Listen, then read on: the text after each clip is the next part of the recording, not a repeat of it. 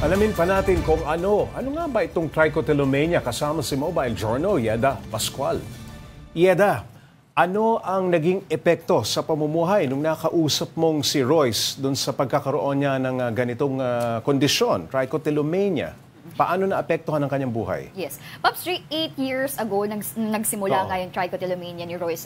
So, ibig sabihin, that time, teenager pa lang siya. So, hanggang ngayon, dala-dala niya pa rin ito. College na siya. Talagang hindi niya pa rin mapigilan yung pagbubunot niya. Tuloy-tuloy lang. Yes. Ang sabi niya nga talagang nahihirapan siya dahil, syempre, apektado yung kanyang self-esteem dahil kapag ka nasa public places siya, mapapansin nga yung kanyang mga bald spots.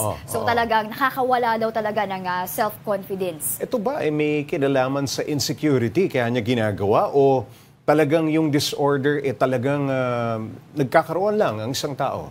Pops, hindi kasi talaga malinaw pa kung ano talaga yung cause nito. Pero posibleng factor nga daw dyan ay nasa lahi. So meron sa history ng family natin, kunwari na hilig din talaga na magtanggal ng magbunot ng buhok or dulot nga daw ng stress at anxiety. Nabanggit mo kanina no, na mas may kinalaman itong disorder na ito psychologically, no? Anong ibig sabihin nun? Bakit psychological?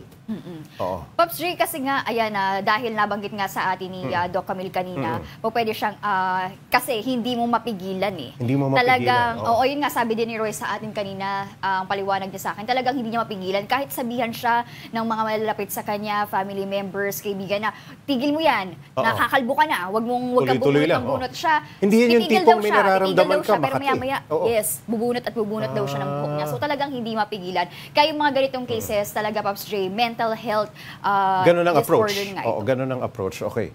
May mga kaso ba ng trichotillomania kung saan tuluyang nakakalbo ang isang tao, nawawalan siya ng buhok? Pops, linawin natin para sa mga viewers natin na baka kasi isipin nila porque naglalagas lang ng marami yung buhok, trichotillomania na. Yung normal kasi na paglalagas ng buhok ay 10 to 15 strands a day. Okay. At kapag ka trichotillomania nga, kadalasan kasi unconscious talaga yung isang tao, isang pasyente na nagbubunot siya ng kanyang buhok. So yes, maraming kaso na nakakalbo talaga, Pops J, yung isang pasyente na may ganito. At pag sabing trichotillomania nga, o pwedeng sa ang parte ng katawan, basta may buhok, talagang possible na makalbo yan. So, kailangan talaga na magpakonsulta sa ating mga dermatologist, psychologist, at psychiatrist. Para malaman mo kung ano talaga, bakit nga ba nalalagas ang iyong buhok. Ano nga bang nangyayari kapag sinubukang sabihan, no? Halimbawa, may kaibigan ka, paano ang approach doon? Paano mo sasabihan na, uy, itigil mo na yan, ganun ba? Diretsong tahasang sasabihan mo lang.